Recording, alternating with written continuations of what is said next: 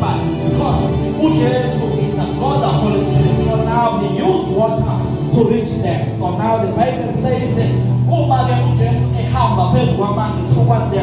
remember me telling me Babylon when ukholwa kwabo kunyakaziseke uma amakhengene kuye because now even if because now uJesu uthini abantu ababe nokukholwa ukukholwa ikona ukuthokozisayo ngaphandle kokukholwa uNkulunkulu. So now these people baba nokwesaba now ngamanye amazwi ukuthokozisa uNkulunkulu nokungaseka. So now uJesu see them they were in trouble and bahamba phezu kwamanzi behamba phezu kwamanzi toward them.